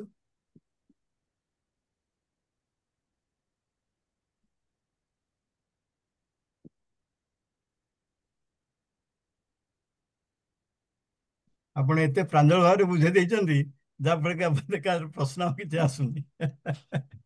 ଠିକ ଅଛି ଆଉ ଭଉଣୀ ଆଗକୁ ଯାଆନ୍ତୁ। ବର୍ତ୍ତମାନ ଆମର ଅଧିବେଶନ ପ୍ରାୟ ଶେଷ ପର୍ଯ୍ୟାୟରେ ଉପନୀତ ହୋଇସାରିଛି। ଏଠି ଭାଇଙ୍କୁ ଆଉ ଥରେ ଏପରି ଏକ ଜ୍ଞାନଗର୍ଭକ ସତ୍ସଙ୍ଗ ଦାନ କରିଥିବାରୁ ଆଉ ଥରେ ସଂଯୋଗ ତରଫରୁ କୃତଜ୍ଞତା ଜ୍ଞାପନ କରୁଛି। ଆଦିଶଙ୍କରକ ସେଇ ସତ୍ସଙ୍ଗ ଉପରେ ଏକ ଶ୍ଲୋକ ପଢି ସମାପନ କରୁଛି। ଭାଇ ଅଜୟ କୁମାର ପାତ୍ରଙ୍କୁ ଡାକିବି। ସତ୍ସଙ୍ଗତେ ନିଃସଙ୍ଗତମ ନିଃସଙ୍ଗତେ ନିର୍ମୋହତମ ନିର୍ମୋହତେ ନିଶ୍ଚଳ ତତ୍ତ୍ୱ ନିଶ୍ଚଳ ତତ୍ତ୍ୱେ ଜୀବନ ମୁକ୍ତି। ଏହି ଜୀବନ ମୁକ୍ତି ପାଇଁ ଅହଂ ଭାଗ ତ୍ୟାଗ କରିବା ହିଁ ଏକମାତ୍ର ଶେଷ ଏବଂ ଶ୍ରେଷ୍ଠ। ବର୍ତ୍ତମାନ ମୁଁ ଶ୍ରୀଯୁକ୍ତ ଅଜୟ କୁମାର ପାତ୍ର ଭାଇଙ୍କୁ ଡାକିବି ସେ ତାଙ୍କର ଶେଷ ସମାପନ। ନମସ୍କାର। ସଂଯୋଗ ଭଳି ଏକ ଜ୍ଞାନବର୍ଦ୍ଧକ ଯୋଗ, ଜ୍ଞାନ ଯୋଗ, କର୍ମ ଯୋଗ, ସାଂଖ୍ୟ ଯୋଗ ଭଳିଆ ସଂଯୋଗ ଏ ଆଉ ଗୋଟେ ପ୍ରଭୁଙ୍କ ପାଖକୁ ସୋପାନର ମାର୍ଗ। ଏଇ ସଂଯୋଗର ଯେତେ ସଭ୍ୟ ସମସ୍ତେ ଏଇ ଜ୍ଞାନ ଯଜ୍ଞରେ ଆଜି ଭାଗ ନେଇ ସତ୍ୟବନ୍ତଙ୍କର ନିର୍ଦ୍ଦିଷ୍ଟ ସମୟ ସୀମା ଭିତରେ ଗୀତାଟିକୁ ମନ୍ଥନ କରି ଗୀତାକୁ ରୁଦ୍ଧିମନ୍ତ କରିଛନ୍ତି। ତେଣୁ ଆଜି ଏ ଜ୍ଞାନ ଯଜ୍ଞରେ ସତ୍ୟବନ୍ଧୁ ବାବୁଙ୍କୁ ଭାଇଙ୍କୁ ମୋର ହାର୍ଦ୍ଦିକ କୃତଜ୍ଞତା ସହ ସଂଯୋଗ ତରଫରୁ ମଧ୍ୟ ଅନେକ ଅନେକ ଧନ୍ୟବାଦ। संजोग परिवार जो परिचालन दक्षता राजकुमार सुतार भाई सदाबले तांकर दर्शन देइचंती अनेक कृतज्ञर अनेक धन्यवाद पात्र सुतार भाई मध्य पर विभूति भाई तांकर आज ऑफिशियल जन्मदिन मध्य ए यज्ञ क्षेत्र को ए ज्ञान यज्ञ क्षेत्र को हमको पाथे नहीं थिबारु तांको मध्य अनेक अनेक धन्यवाद भौणी सलीला महांती तांकर ए ज्ञान यज्ञ को जो भाया सजे देले सामग्री नहीं भावात्मक संपत्ति द्वारा ए जो ज्ञान यज्ञ को से अति सौंदर्यमय कर सलीला महांती भौणी को मोर अनेक अनेक धन्यवाद एवं कृतज्ञता आमे सभ्य माने ए संजोगर प्राय बयस सीमा 70 पाखापाखि पहुंची सारे तेणु अष्टादश अध्याय गीतार 70तम श्लोक आम बयस को प्रपूज्य एवं ए समस्त गीतार सारांश को मु गोटे श्लोक आने चाहे गीतार महात्म्य अध्यस्यते च इमं धर्म्यं संवादमावयोः ज्ञान यज्ञेन तेनोमच्यप्स्यामिति मे मतिः स्वयं परमात्मा कहउचंती अर्जुन एवं श्री कृष्णकर भितर जो संवाद जोटा गीता ताहा जहाँ पर परिपृष्ठ एवं आमर भितरे दैनंदिन जो महाभारत मनो और विवेक जो द्वंद्व चली से भितरे गीता एक निर्दिष्ट मार्गदर्शक ज्ञानवर्धक भक्तियुक्त एवं एभली एक पाथेय जार आंगुठी धरी आम मोह माया संसार रु पारी ही परिबा बा सही परमात्मा को दर्शन करि परिबा सुतार भाई को जो प्रश्न थिला जे से निजे परमात्मा निजे करता है आमे आमर कर्तव्य कौन रहला आमे साक्षी भाव रे कर्म पाई आमे आसीचे ए जन्म ही कर्म करिया पाई तो आमको परमात्मा कहउचंती निज कर्म करिवे कर्म अनुसार फल पाइबे और से फल अनुसार पुणी कर्म पाई पुणी जन्म पाइबे पुनर्जन्म सेठी पाई भल कर्म कले पुनर्जन्म जदि भल एवं खराब उभय ऊपर को उठिबे ताले मोक्ष प्राप्त सेटा हो समता तो यही भाया आमे माने जो वानप्रस्थ अवस्था रे आसी पहुंचीचे एवं ए भाया ज्ञान यज्ञ संयोग द्वारा अनुष्ठान होची आमे माने प्रत्येक सभ्य आज प्राय 30-32 जन आज ज्ञान यज्ञ भाग नहीं एवं सत्यवंत भाई तांकर निज सीमा भितर जो भली गीता को मंथन करी ता भितर जो चरु प्रदान करिचंती एवं ए संजोग परिवेश को अति रुधिमंत करचंती सत्यवत भाई को अशेष अशेष प्रणाम अतेक अनेक ज्ञान अतेक अनेक धन्यवाद कृतज्ञता एवं ए सबुर ऊर्ध्वरे थिबा हेमंत भाई प्रच्छद पट रही संजोगर पथ को बहुत उच्च सोपान को नहीं पारुछंती तांको मध्य अनेक अनेक धन्यवाद कृतज्ञता समस्त को पुणी थरे अनेक धन्यवाद ए समस्ते आज एथिरे सम्मिलित होई ए ज्ञान यज्ञ को रुधिमंत करथिबारु सत्यवत सहित समस्त को कृतज्ञता धन्यवाद जय श्री जगन्नाथ जय श्री जगन्नाथ आपण को मध्य ए कार्यक्रम अति सुंदर भाव में समापन करथिबारु आपण को अनेक अनेक धन्यवाद ता छड़ा ए हमर कार्यक्रम सफलता दिगरे जो माने काम करंती प्रच्छद पटरे सुस्मिता भौणी एवं तांकर टीम सेमान को मध्य अनेक अनेक धन्यवाद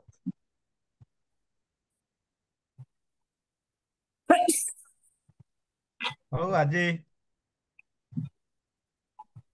आज आमर गोटे भल विषय आज आलोचना थिला आ बहुत जिनस जाने को पाइले आज आज ये रहिबा आमे पुणी आउ थे एकाठी हवा आसंता वेबिनार बोधे 24 तारीख पड़ुची ଆଉ ସେଦିନ ଜଗନ୍ନାଥଙ୍କ ବିଷୟରେ ଶୁଣିବା। ଆଜି ପାଇଁ ଏଠି ରହିବୁ। ବାଃ, ସମସ୍ତଙ୍କୁ ନମସ୍କାର। ଭାଇ ନମସ୍କାର। ଭାଇ ନମସ୍କାର। ଅନ୍ଧାରରେ ଗାଡି ବୁଲେଇ ବୁଲେଇ ନାଇଁ ଯେ ନାଇଁ ଆପଣ ଆପଣ